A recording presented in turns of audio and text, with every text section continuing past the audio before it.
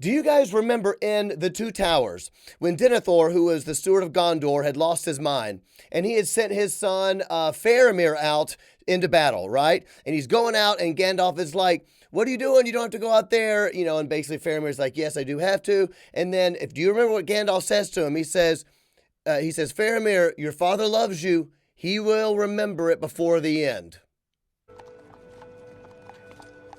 Your father's will has turned to madness. Do not throw away your life so rashly. Where does my allegiance lie if not here?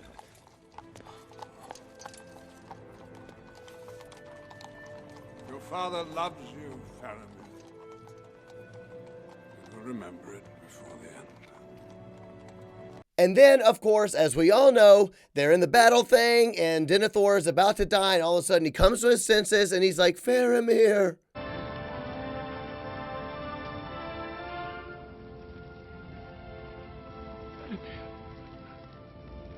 Do you remember what happened after that? They all lived happily ever after. Wrong!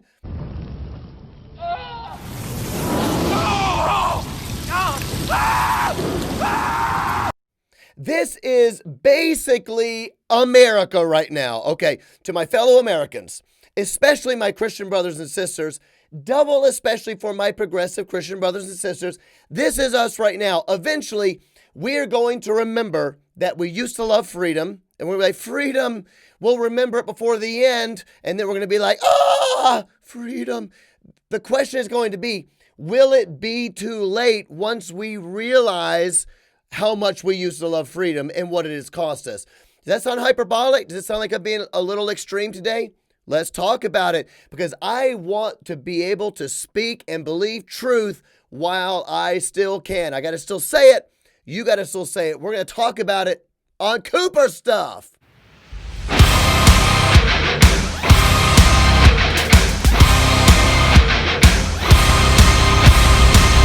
Cooper Stuff!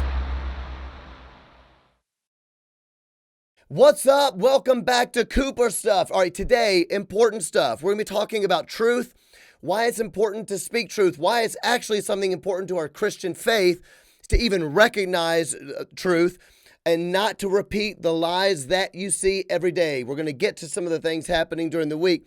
Going to be very important, but first, we got to do sponsor number one. Okay, as most people know, so far, Cooper Stuff has never had sponsorships on this podcast just because it hasn't been about that. Maybe one day we'll do it. I haven't wanted to do it, but I want to tell you about my book. A lot of people have wanted to know, how can we support Cooper Stuff? My book is coming out in 4 weeks, and I am so very excited about it. Awake and Alive to Truth. You can pre-order it now, but let me tell you this, because you might be the first people to know. There is a limited edition of hardcovers. So if you go to my web store, johnlcooper.com/awake, you have the option of buying the softcover or the hardcover. But what I want to say is this, eventually, pretty soon, the book will be available on Amazon, but only the softcover because we're limiting the hardcover. So if you want that, you need to go and pre-order that now. It's a great way not to just support Cooper Stuff. I think it's an important book. It talks about truth, how we can find truth in this absolute chaotic world that we are living in right now. It's a great evangelism book. It's a great encouragement to Christians in their faith, I believe. And I hope that it can bring a lot of truth to people's lives when they just don't know, do I trust my feelings? Do I trust the news? Do I trust what my friend tells me or what my teachers tell me? It gives you one pathway to finding truth, salvation, and ultimate fulfillment in Jesus Christ, which I think is what it's all about. So if you do want to support that, go check it out. And that is our number one sponsor for the day. Go to my web store, johnlcooper.com/awake. Pre-order the book now. It is called Awake and Alive to Truth. Comes out in like 3 or 4 weeks, and I'm very pumped up about it. Okay, speak freely while you still can. Does that sound crazy? Look, this isn't just about freedom of speech. It's about the way we think. So I was talking to a great friend of mine, and he was basically like, John, you talk about a lot of things that kind of come across just as like just right-wing political talk. And I was thinking, what? I don't think that I do that. What do you mean by that? We started talking. The sense that I got from one of my good friends was basically like, you are dying. He's talking to me, John Cooper. Cooper, you're dying on hills that really, in the end, aren't necessarily about the gospel. They become about political issues. So I actually don't think that's the case. And let me explain what I mean about that. I don't want to talk about politics. I really don't. I don't want to talk about right-wing stuff. What I want to talk about is the Christian faith, the confusion that we see in the world, and how that applies to Christian faith. The problem is that a lot of these things now have been infused into politics. They are infused into a political realm that I don't consider them to be politics. Let me give you an example in case you're like, I don't know what John means. When we talk about pro-life, we talk about abortion, that is not a political issue to me. That is a biblical issue to me. That is an issue of actually standing up for justice, standing up for people who can't stand it for themselves. That is an issue of saying that it should be legal to snuff out the life that God has ordained. So to me, that is a biblical principle. Yes, if you talk about abortion, maybe that sounds like just right-wing conservatism to some people. I don't consider that to be right-wing conservatism. I would like to kind of like separate those things from politics. The problem is that when it comes into politics, because we live in a great country that is free, we believe in freedom. Now you have a voice to those things that are very important. So if you're going to talk about abortion or what have you, it might start to sound like politics, but it's really not. It's about a biblical issue. The reason that I've been dying on a lot of these hills, whether it's abortion, critical race theory, BLM, rioting, yada, yada, yada, is not because I want to be a right-wing conservative guy. It's because to me, those are issues of the Christian faith, because they all boil down to it. And I've explained those about a bajillion times on here. The reason that I think they are so important is not just because they are issues of truth, but because we now have not just the world telling us what is virtuous. In other words, they are coming to us saying, if you're a virtuous person, then you have to support BLM. And if you don't support BLM, then you're a racist. Well, now I have the world telling me that, and in my view, that comes against what I believe in Christianity. But not only the world is saying it, now we have Christian preachers saying it, right? We have woke Christian preachers looking for woke cookies, and they want those woke cookies. And so now they are coming against what I view actual Christian orthodoxy with all of these. To me, I would call them progressive Christianity. I think they're from outside the Bible. I view it as, to be honest with you, ideologies that actually are not Christian, and they are coming into the Christian faith, I believe, destroying the Christian faith. So now we're talking about it. So now it sounds like I'm standing up on political things. I don't want to talk about politics. I want to talk about truth. And this is what we're going to talk about today and why it gets to it. You see, when we talk about truth, and let's just say like what is true, for instance, I say the sky is blue. Well, if somebody out there says, no, it's not, the sky is green. Now we're at an issue where I go, well, actually, that's not true. The sky is blue. And then somebody can say, John, that's not really an issue of the gospel. Why are you dying on a hill about the sky being blue and not green?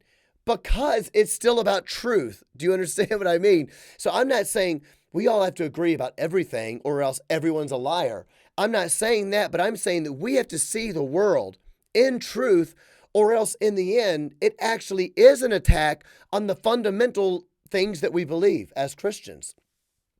The sky being green ends up attacking reality. And so then you can't have Christianity without a reality. But because maybe I'm not even here. Maybe we're in the Matrix, right? Maybe we're just an alien race. Maybe this is all in my imagination. Maybe I'm in a pod and all the machines just want me to think this is reality. But in the end, the machines are God. There's not an actual God out there, right? All of a sudden, if you attack reality, now you are really attacking objective truth and the ideas of objective truth, which I talk a lot about in my new book. You got to check it out. That is the reason that all of a sudden, in my view, all of this stuff comes back down to gospel issues. And now we are at a point where, as Christians, we are not allowed to think things that are true any longer. We are not allowed to say things that are true any longer. And I'm going to get to it. I know it sounds hyperbolic, but I think when I explain it, it might make a little bit of sense. Or let's look at it like this. If you read history, like for instance, in any sort of like communist history, for instance, like Lenin in Russia. All right, if you read about the time when Lenin came into power, the goal of communism, one of the goals, is that they want people to believe lies. All right, so there's two ways you can look at this. All right, you can suppress freedom in two different ways. You can either say you're not allowed to say truth, or you can say something that is kind of similar, but it's the inverse, which is you must repeat lies. So they're both actually an attack on freedom. Do you understand? One, you're not allowed to speak truth, or the other, which is you must speak lies. Those are actually two different things, but they're really about the same. It's just flip sides of the coin, right? In the end, it's an attack on truth, and it's an attack on freedom. Well, in Lenin's Russia, what the goal would be is to make people believe things that are not true. That's what you have to do. And so you can do that by suppressing people's freedom to speak what is true. And so people have to live a life, even if they aren't, like out in the middle of the square, shouting things that are true, you know what I mean, going to prison for it, okay? Even if they're not doing that, just by living a lie, that is an attack on the truth, because by living a lie, again, we go back to the movie The Matrix. By living a lie and living in the Matrix, but knowing that you're in the Matrix, it is actually a suppressive regime, if you will, right? Just like in the Matrix. Neo doesn't want to go back and get plugged into the Matrix, act like everything's going to be totally fine, act like nothing to see here. That's not what he wants to do, because you are living a lie. And so in communist Russia, what you have are people that begin to live a lie for so long and to such a degree that they end up believing the lie. And that's a psychological issue, but you see that, for instance, in people who have been undercover cops, or if you're like a spy, you see it in movies, right? But these are based on true things. If you're an undercover agent or a spy for too long, you end up becoming those things. And you read about that, right? How people that have been undercover agents, they find it hard to go back to their normal life because they kind of like forgotten who they are. You even see it with actors, like with method acting. You read about that, like with Joaquin Phoenix or Jim Carrey or somebody that was going to be, and what I mean by method acting is when, let's say, you're going to play the Joker, and you don't just play the Joker when you're acting, you become the Joker for the 3 or 4 or 6 months while you're filming it. And so there's never a time that you break character, so you can become the character. That's called method acting, right? Or whatever you want to call it. Well, we've read about this where people actually lose their minds, right? Heath Ledger playing the Joker, right? It kind of started playing with his mind. So you end up living a lie. Psychologically, you lose yourself and you break with reality. That is a real thing. And that is what has happened in communist regimes all through history. It's the reason, I don't know if you've ever noticed this, but it's the reason when you see a video from like North Korea, right, when they're doing like a missile launching or something like that, you'll see just the normal citizens, standing, and like crying. But like crying out of like adoration for love of their country, right? You see it. And at first you think, wow, that's really weird. I never see people like, crying when America, launches a missile, launches a whatever. It seems very patriotic until you realize, oh, it's because it's a lie. It's because you might be killed if you don't love the country that much. I remember reading something that Bernie Sanders said, was it about Maduro? Or sorry, before that, I can't remember who he said it about, which dictator Bernie Sanders said this about, but, going down and visiting communist Cuba or whatever, and coming back and saying, it's amazing. I mean, the dictator, they love him. They revere him almost like in a religious way. And Bernie Sanders was saying it almost like it's a defense for this dictator. They actually really, really love him. Well, that's because they have to, right? Or you get killed, or you get imprisoned, or if you don't act like you believe the lie enough, then there will be trouble for you. And if you never read the book 1984, which of course is fiction, but 1984 is amazing. But in 1984, George Orwell calls this thought crime. And the idea in 1984 is that these people under this like communist, regime party, they have to believe things that are not true. And but it's not just that you have to repeat the things, you have to repeat it to such a degree that you believe it's true, or you'll be found out from Big Brother. That's what he calls it.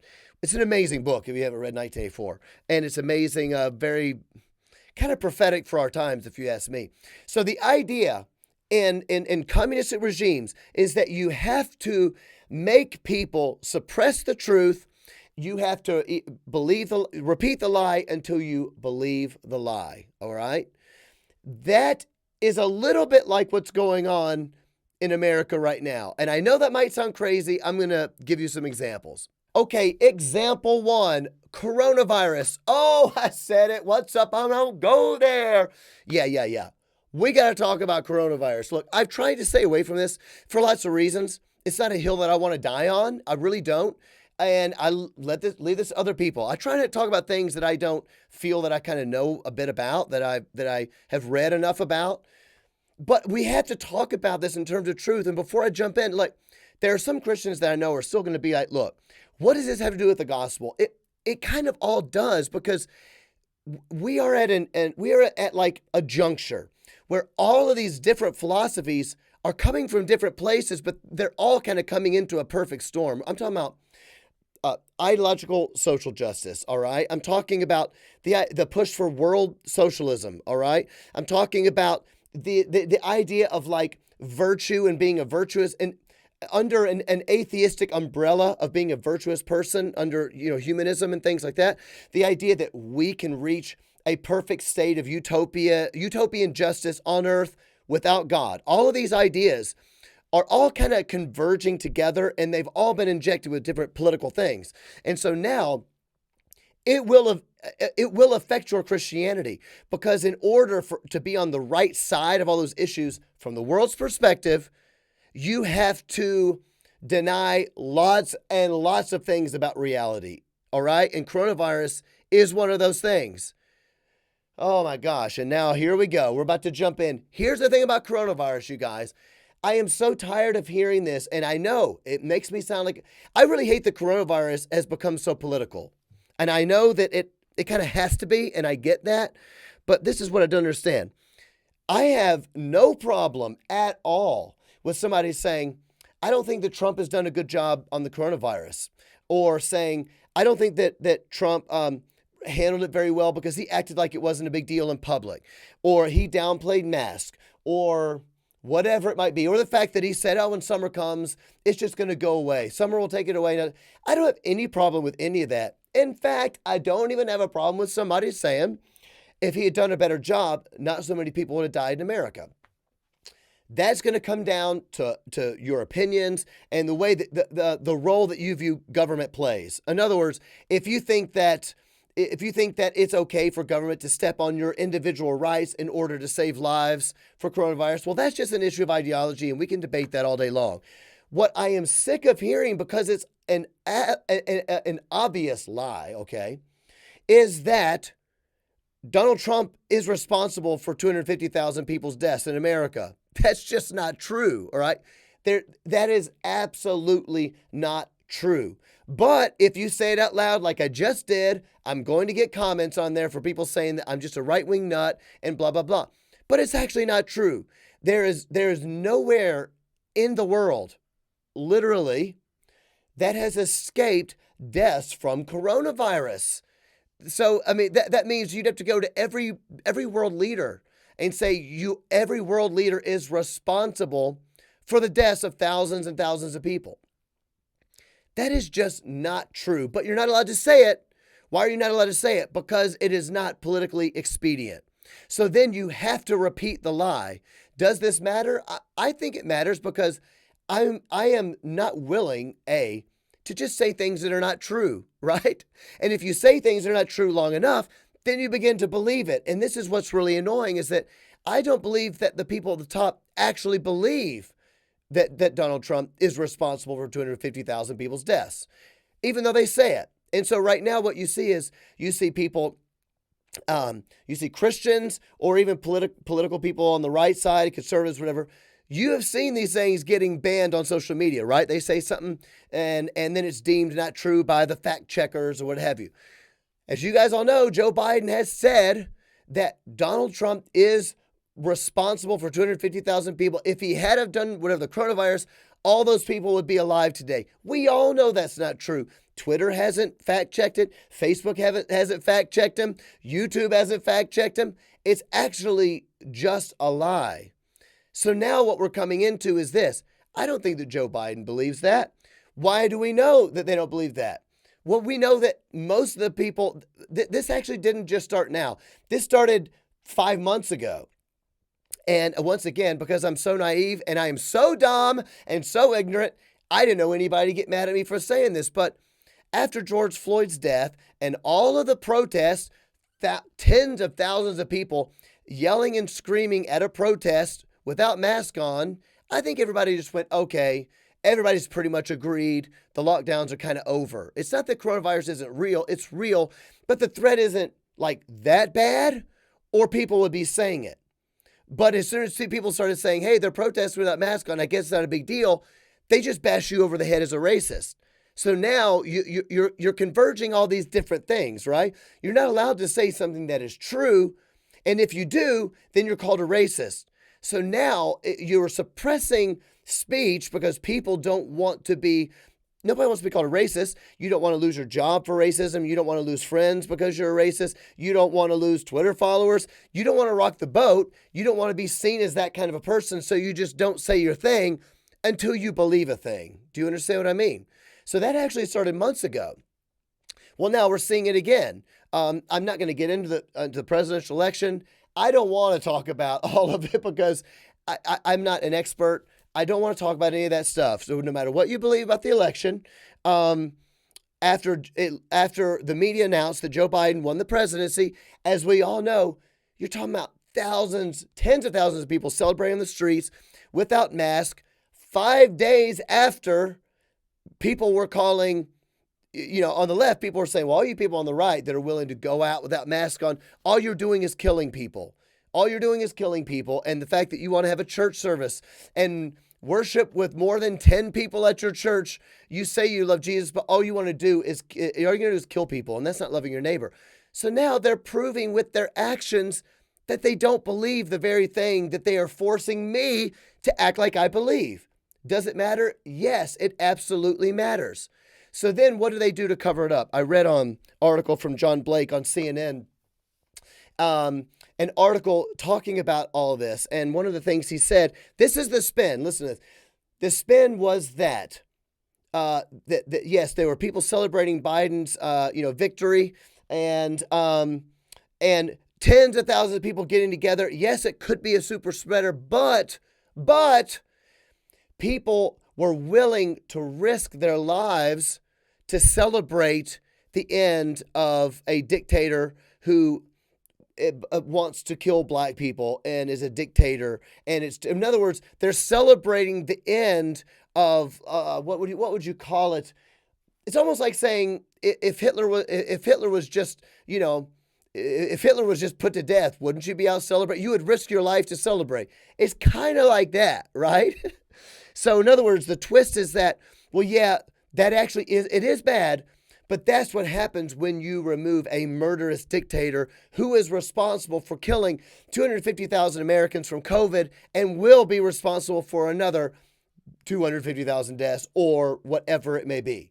Do you understand what I mean? This is how the lies start, and they build and they build and they build. And when you're not allowed to say something that's true, you have to end up believing it. So COVID is the first thing. I just want to mention this. I already said it once, but we realize that there's been 250,000 deaths or whatever it is, 240, 50, 60, whatever. I don't remember. Point is, 250,000 COVID deaths in America this year. We're 2 months from the end of the year.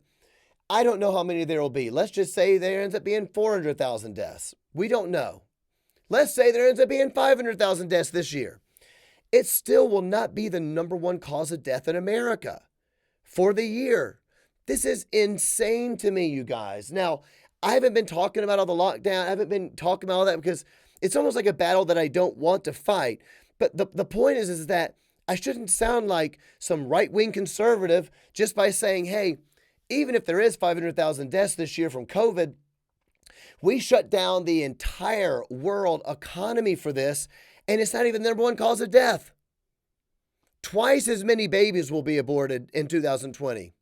Think about that. 1 million babies will be aborted in 2020, and no, we don't shut the world down for that. And if that just makes me sound like a right-wing conservative person, I just disagree. I think that makes me sound, to me personally, like a Christian. That is a gospel issue to me. You're talking about the deaths of unborn children who have never done anything wrong. To me, that's not like a right-wing political issue. Even if there's 500,000 deaths, it will not be the number one cause of death in America. It will not be the number one cause of death in the world. But we're talking about going to another shutdown. So how do you have to make it happen? You have to make people believe that this is like the Black Plague. And you have to make people believe that this is going to kill you, all right? Now, listen, I'm not saying it's not real. I'm not saying that it doesn't kill people. It does kill people, and it is real. But my point is that we have to suppress the truth about certain things in order to build this up. Okay, example number 2 for things that cause us to not be able to say the truth about things, that suppress our freedom to say what we know is true and to have to repeat lies until we believe them. Huge category, wait for it. It is the issue of race in America. This issue has been, is literally burning America down. It's burning the Christian church down in America as well. And you guys, so much of this is such a lie. All right. Now, I'm not saying that there isn't racism in America. There is. Absolutely. I believe there always will be. I believe racism, as I've said for the 100th time, racism is in the hearts of men. That's just the way, and women, of course. It is in the hearts of humans because sin is in the hearts of humans. That's gonna be a thing. The only thing that can rid you from sin is Jesus Christ. That's the only thing that can redeem you from sin. He has to give you a new heart, all right? But the point is this. Yes, there's racism. Yes, blacks have been historically treated. Minorities in America have been treated horribly, especially blacks in America. We know that. In case somebody's watching Cooper stuff for the very first time, I want to say it for the 1,000th time. I believe there's racism. I believe the effects of slavery and even like Jim Crow and redlining, all these different things. I think we still have those effects today. I believe we have a long way to go for racism in America. I absolutely believe that. But I also believe that the ways we are going about it with critical race theory and all these other various things, I think that they are really bad. And I think they will cause more division in America. Identity politics is ripping America apart. And they all have to be built on things that aren't really true. But you're not allowed to say that they're not true, or you get bludgeoned as what? A racist. That's the whole thing. Let me give you some examples so I'm not just talking about theories and philosophies. We see this on, let's see, what's the best example of this? Here's what you have to do. You have to make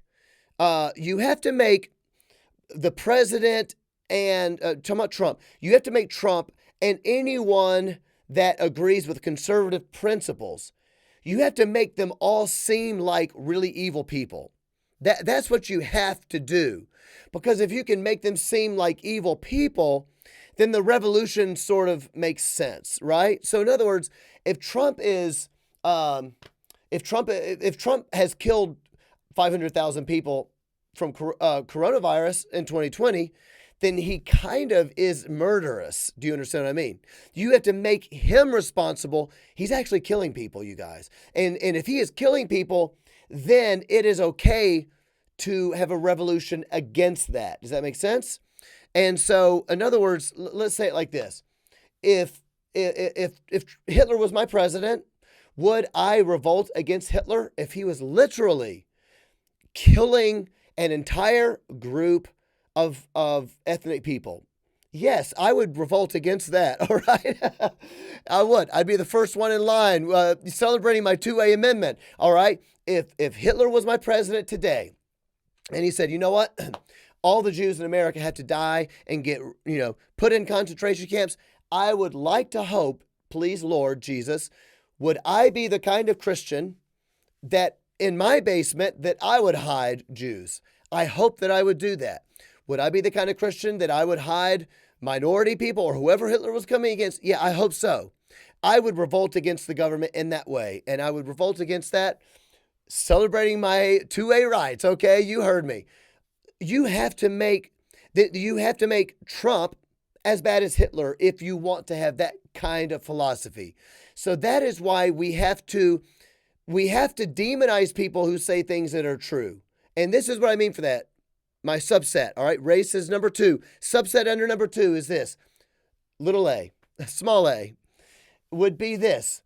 The BLM idea that that black men in America are being hunted down to be snuffed out by state-sanctioned violence.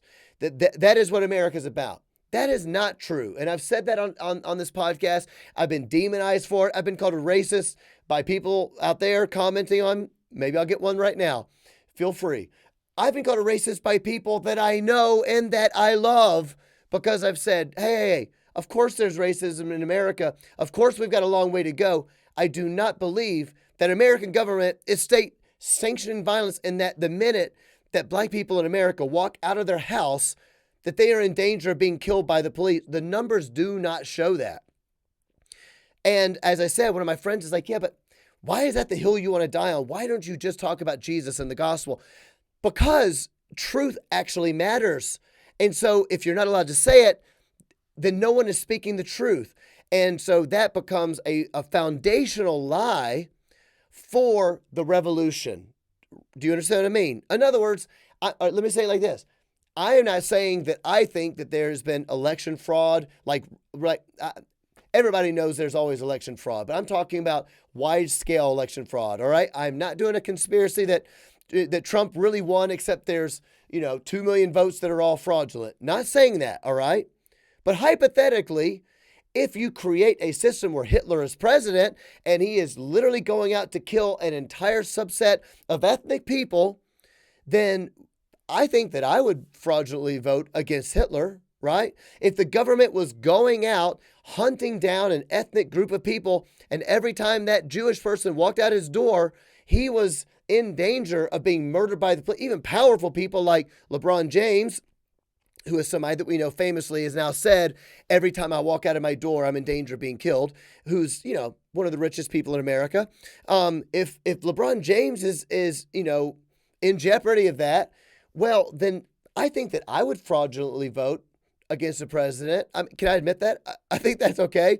Would I fraudulently vote against Hitler? Yes, I would. He's a murderous dictator. So it actually matters if you build a foundation of lies that will eventually affect your faith. How does that affect my faith, John? I think that's hyperbolic. It affects your faith because then you get Christian leaders who have either, can I say it, guys?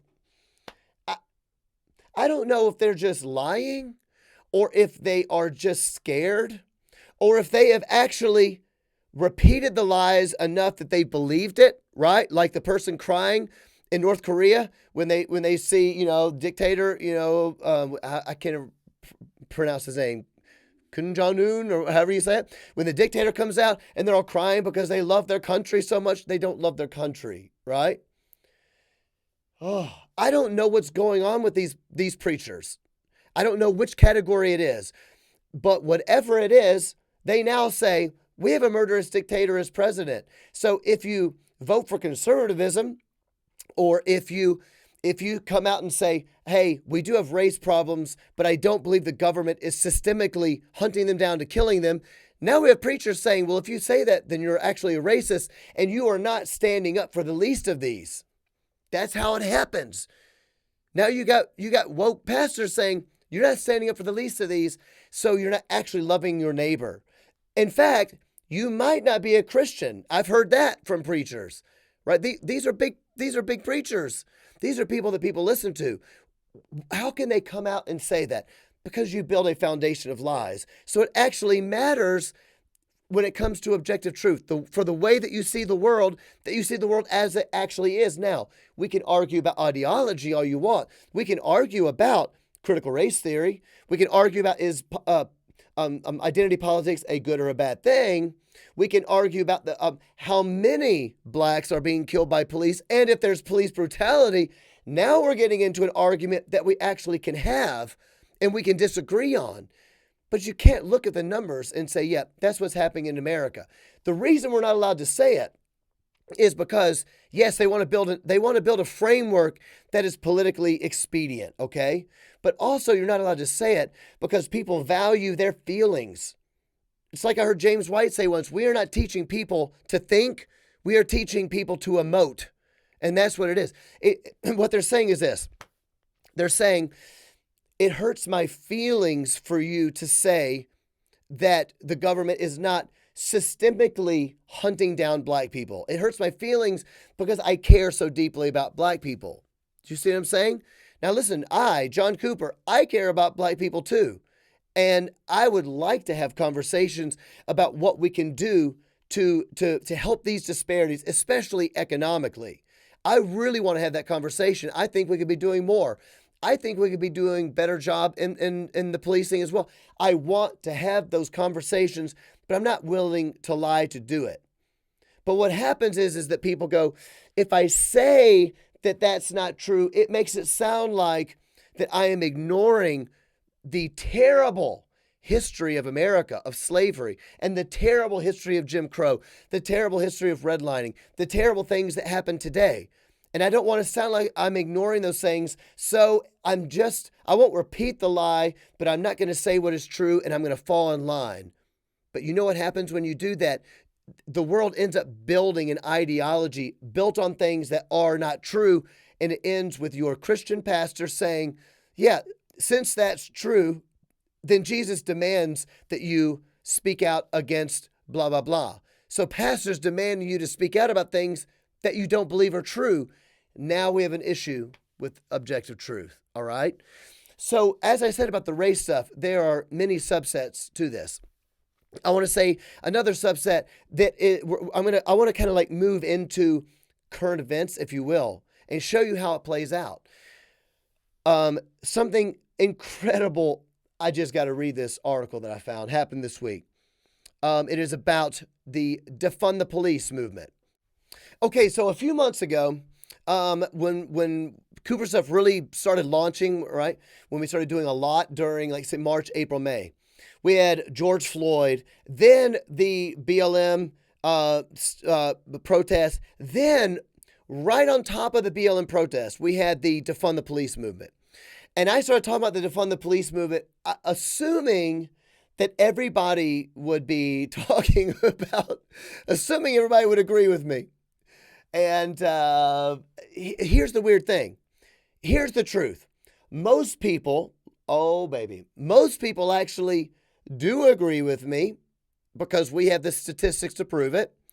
But a lot of people aren't allowed to say that. And this is the weird thing. So the Defund the Police movement started. I came out, I was like, how can you talk about defunding the police?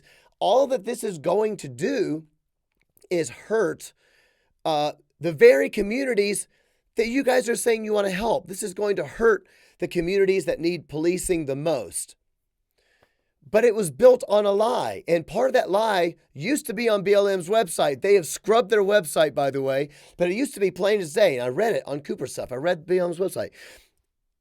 On the website used to be this, that we needed to defund the police because police actually make minority communities unsafe. Because it's government sanctioned violence against blacks and minorities, and the police actually make those areas unsafe. They are causing damage, so they need to be removed. All right, that was the idea. I believed that is going to hurt those communities more. And of course, as I said, people that I've known and loved called me a racist for that. And I just pointed out, I think this is probably the fifth time I pointed out on my Cooper stuff. I actually believe that it is more loving to be willing to be called a racist, but speak the truth if you know that it's going to help those very minority communities. I've said that many times, and I want to read you guys an article that I think is really profound.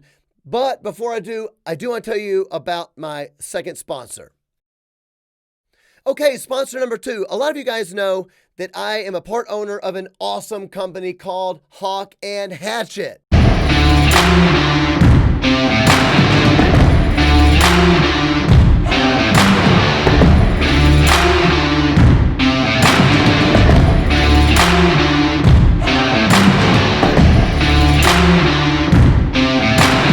Okay, Hawk and Hatchet is kind of a lifestyle brand. Let me tell you what I love about it. I love it because it is unashamedly masculine. Now, we do have very feminine stuff as well. Stuff for the girls, don't worry. But I wanted something unashamedly masculine. I believe that God created men and women to be different because it should be celebrated. And so much of the time, so much of the guys' products out there, apothecary and things like that, candles, it's all feminine and there wasn't enough masculine stuff. You guys have got to check out this stuff. Look, I don't know if you know, I've got my own beard wash, my own beard products. It is all 100% natural. We've got candles. Candles is what Hawk and Hatchet does amazing. But I have my own John Cooper line of beard products and candles. Check it out. For the first time ever, we are going to be doing something through Cooper Stuff only. At checkout, we're giving you 20% off if you use the code Cooper Stuff. First time we've ever done it, and it's 20% off of anything, okay? Whether it's Hawk and Hatchet's line or whether the John Cooper side of Hawk and Hatchet, beard products, candles, apothecary. Girls, we also have feminine stuff too. Check out this candle. This is fresh cut grass. It smells literally exactly like fresh cut grass and vanilla. It's pretty awesome. My wife loves that one. I, in particular, prefer the dude candles. We have one that smells just like leather. It's called Black Leather Jacket, and it smells just like leather and rock and roll. Go to hawkandhatchet.com, 20% off anything. Use the code Cooper Stuff. I hope you check it out. Okay, back to my point number 2 subset. I read a statistic a couple of months ago that I felt vindicated me after people that I know called me a racist and people that I don't know, of course, on Cooper Stuff. Maybe hurt my career a little bit, but I don't even care. I will not say lies. I will not say lies. I hate it so bad. I felt vindicated because a huge Gallup poll came out saying, as you know, 81% of Black Americans do not want to defund the police. 81% of Black Americans. Amazing thing. Well, as you guys know, in Minneapolis, I talked about this on a podcast, the city council there all agreed that they were going to begin to defund the police. I believe they agreed to take $1 million away from police. Well, within about 5 weeks, the backlash started because crime really rose. And this week, an article came out. This particular one is from the Washington Post, just because it's the first one that came up. It's a long article, but I need to read it because this is exactly what I mean when I say you have to, if you build the lie and you don't speak truth against the lie, then all the other stuff follows, right? So the lie was that, defunding the police is going to help minority communities. Let's see what they said. Washington Post, Minneapolis violence surges as police officers leave department in droves. All right. If you want to Google it, that's it. Minneapolis. The sound of gunfire has become so familiar across North Minneapolis that Kathy Spann worries she has grown numb to it. Day and night, the bullets zip through this predominantly Black neighborhood, hitting cars and homes and people. The scores of victims have included a 7-year-old boy wounded in a drive-by shooting, a woman who took a bullet that came through her living room wall while she was watching television with her family, and a 17-year-old girl shot in the head and killed. Spann, a longtime community activist who works for the Jordan-Area Community Council, cannot recall another time when things were this bad. Not even when the city was branded Murderapolis during a spike in violence in the mid-1990s. The police are not as much a presence as they used to be, Spann said, noting that sometimes when neighbors call 911, officers are delayed in responding or don't come at all. If you want to talk about pandemics, we're dealing with a pandemic of violence, Spann said on a recent afternoon, just as word came of 2 more nearby shootings. We're under siege. You wake up and go to bed in fear because you don't know what's going to happen next, and our city has failed to protect us. Nearly 6 months after George Floyd's death here sparked massive protests and left a wide swath of the city burned and destroyed, Minneapolis is grappling with dueling crises, an unprecedented wave of violence, and droves of officers' departures that the Minneapolis Police Department warns could soon leave the force unable to respond to emergencies. It's incredible. Homicides in Minneapolis are up 50%, with nearly 75 people killed across the city so far this year alone. More than 500 people have been shot, the highest number in more than a decade, and twice as many in 2019. Twice as many people shot as last year already. And there have been more than 4,600 violent crimes, including hundreds of carjackings and robberies, a 5-year high. Most of the violence has happened since Floyd's death on Memorial Day, which some experts attribute in part to the lingering anger over the slaying and effects of coronavirus, including job losses and the closure of community centers and other public spaces. Minneapolis police say they have struggled to respond. They have faced a surge of officer departures in the wake of Floyd's death and the outcry against police. In June, a city council majority vowed to defund and dismantle the department and replace it with a new agency focused on mix of public safety and violence prevention, a move that could go before voters in 2021. I know this is long, but I want to finish up a little bit more. Police Chief Madaria Arredondo said more than 100 officers have left the force, more than double the number on a typical year, including retirements and officers who have filed disability claims, some citing symptoms of post-traumatic stress disorder linked to protests over Floyd's death. And he told the commission the department has about 735 sworn officers, down from the city's budgeted 888 positions, of which 500 were on patrol, he said. He warned that dropping below 500 officers on the street would jeopardize the city's crime response, and that he and Mayor Jacob Frey has started to develop contingency plans that would include triaging calls for help, something he said he believes will erode public trust further. It's creating a police department that I did not want to have, and that's one-dimensional, yada, yada, yada. I'm going to stop reading and just say this. So basically what they're saying is this. They now, remember they said they're going to drop $1 million from the budget to defund police. Now they're calling for like an additional $500,000 to hire temporary officers for the rest of the year. So after all of this, dismantle the police, abolish police, defund the police, the violence is so bad. Now they're saying we need $500,000 more to get officers from outside of the city to come in to help. People aren't answering calls and all this, whatever. Absolute devastation. How do we get to this point? You get to this point because you're not allowed to speak truth. You're not allowed to say that defund the police is going to hurt the very neighborhoods. So you have to repeat the lie that, yeah, we need to defund the police because we hate racism. But everybody knows that defund the police is a bad idea. You're not allowed to say it. So now it builds the lie to the place to where even Christian pastors who we used to listen to are saying, yeah, we need to defund the police. And if you say that we don't need to defund the police, then you're a racist. But it's actually hurting those very people. You see what I'm saying? So I guess what I want to say in tough love in the most loving, most gracious way I possibly can is this. If you supported defund the police in Minneapolis, then some of this is what you get. This is what you get. Twice as many people shot as last year. Police can't make it to calls. They say they may even have to stop coming to emergency calls, it says.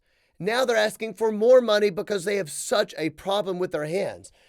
This is what happens when we don't speak truth. Okay, so what is all of this converging into? This is serious, you guys. All of these different things are coming into a conglomerate that's going to seem unbelievable. It's going to seem conspiracy, but it's not. It's out there for everybody to see. A lot of you probably already seen it, okay? It is all coming down to this, to cultural and political revolution. And it will change the world as we know it. Absolutely. I'm sure a lot of people have already seen things online about the Great Reset, all right? It sounds like conspiracy. It's not conspiracy. Look, I don't know what the future holds. If you said, John, it could either be this extreme or it could be that extreme. They could be polar opposite. I have no idea. But go and Google the Great Reset and you will see all these world leaders coming together, basically pushing for a one world socialist order. And you're like, oh my God, I know this is going to sound big. Oh my gosh, this is so crazy. No, we're talking about world leaders, you guys. The goal is to have one world social order. And in order to make that happen, you have to have major cultural revolution, and you need America on board. America is powerful. So how do you do it in America? You have to convince enough Americans that our freedoms are not worth what they should be worth, right? The freedom's not the best thing in the world. You have to convince Americans there are other things that are better than freedom. Things like equality, things like like a new idea of utopian equity, if you will, okay? Or that we can save you from harm, all right? Like we're the government and we can save you from actual harm, and you should give up your freedoms because we can help you live forever in a utopian society. You have to convince Americans that there is so much rampant evil and wickedness going on that you need to give up your God-given freedoms or your inalienable rights or whatever you prefer to call it, your natural rights, whatever. You have to give up those rights, including freedom of speech or whatever, Second Amendment rights, freedom of religion, whatever. You have to give up those rights because it will be better, not just for you, but for the entire world. You have to convince Americans to do that. The rest with the Great Reset is about a one-world, socialist, utopian society. If you don't believe me, go Google it. If you also don't believe me, you can find on Biden's team, on Biden's coronavirus team, I forgot the guy's name. Who's the guy's name? But he basically said this. If we do get a vaccine for coronavirus, he says we need to give it to the rest of the world first as a show of good faith that we are making things more equitable. In other words, Americans don't deserve it. The rest of the world deserves it to make things more equitable. Now, as I say that, I know there's people right now about to freak out about vaccines because they did last week. I'm not talking about vaccines right now. I want to make it clear. I'm not taking a vaccine. I don't want a vaccine. I will not let my kids take a vaccine for lots of reasons that we don't have time to talk about right now. That's where I stand on it. I'm not saying I'm the biggest expert on this, but just so you know, I'm not taking a vaccine and I don't trust a vaccine. But I don't want to talk about that right now. Okay. But the point is what he's saying is, hey, if we have this really great thing, we don't deserve it. We need to give it to the rest of the world because America is evil and we hurt the rest of the world. That is the idea of this one world government utopian society. You have to convince Americans to give up their freedoms. How are you going to convince Americans to do that? Because Americans love freedom. It is inbred into our DNA. All right. We are revolutionaries. All right. We love freedom, individual rights. That's what America's all about. How do you do that? Wait for it. You have to convince Americans that truth are lies and that lies are truth. Woo! That's how you have to do it. How do you do it? Here's an example. You have to convince America that they are in such grave danger that they cannot leave their house. You cannot leave your house, even if it costs you your job, literally. Even if it costs you your money, that's okay. We're the government. We'll take care of you. We'll give you money for not working. Even if it means you can't go see your family members. Like my friend Jen Ledger, her grandma died in England. She can't go to the funeral. Even most of her family can't go to the funeral because they only allow 3 people to go because of coronavirus. You have to make things seem like it is such grave danger and you are in such a bad place that you have to give up all of your rights. That's what you have to do. You have to take race. Race is the perfect issue to divide America. You have to say that race is so bad and things are so absolutely terrible that we have to revamp everything from the police to voting for certain people to get them in office to yada, yada, yada. List them off. All these things, it's the only way to restructure everything because we are in such a wicked society where the government is committing genocide against an ethnic group of people in America. You have to build up lies. That's where all of this is going. This week, I got sent something to me from my friend James White from Billboard, Billboard.com. You know, Billboard is all about music, Billboard.com. Saying that the Ticketmaster is saying that maybe they'll open up concerts, but you will need proof of vaccination to go to the concert. That's some communist poop. Poop. I said poo. That's some commie poop right there. That's pretty freaky stuff. How will the government convince you that you need to have a vaccination card in order to go to a concert? And then what's next after that? We're not talking about that right now. I'm not getting into what that means, but there's some it's not hyperbolic. It's real. Google it. Go read it. It's not hyperbolic to think that we could get to a place where built on a foundation of lies that the coronavirus is the Black Plague and it will wipe out all human history.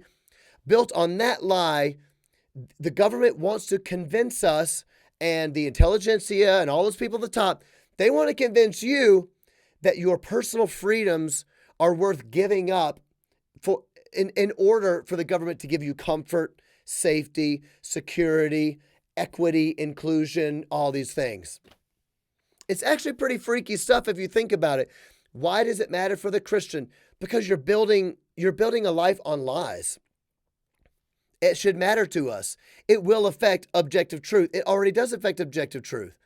And that's why I say it is confusing Christians. You know how many Christians have been pulled away from gospel truth because of these lies of the new modern woke social justice movement? So many Christians have been pulled away. Why? Because the social justice movement, the modern version, doesn't allow for a higher power in that movement. Do you understand? It wants justice right now here on earth. And it views true Christianity, because of what Christianity demands, as bigoted and as, whatever. It views true Christianity as not being as kind. In other words, the social justice movement is more kinder than Christianity. I always say this sometimes, some of these woke preachers, they're like more Jesus than Jesus. If they heard Jesus say the things that Jesus said on earth that we have recorded in the Bible, they'd be like, that guy's mean. That guy's just mean. They're more Jesus than Jesus.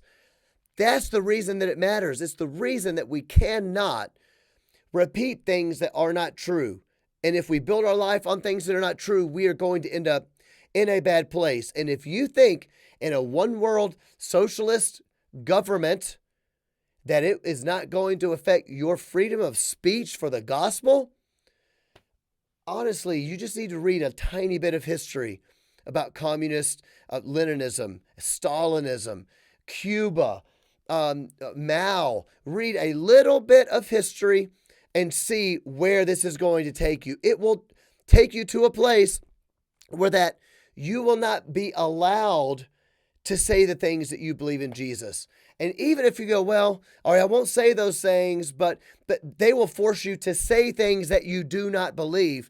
And then it will distort your view on objective reality and objective truth, which now brings us back to the gospel. It is really important stuff. I talk about some of this in my book in terms of objective truth and why it really matters. So many people are so confused about how to live for Jesus. And if they keep seeing the world as not like actually real, if they keep thinking they're living in the Matrix, they're not going to make it for Jesus, because the gospel of Jesus Christ is actually at odds with the world. That's what it is. But the gospel of Jesus Christ brings freedom, and all this other stuff that we think brings freedom actually will bring slavery.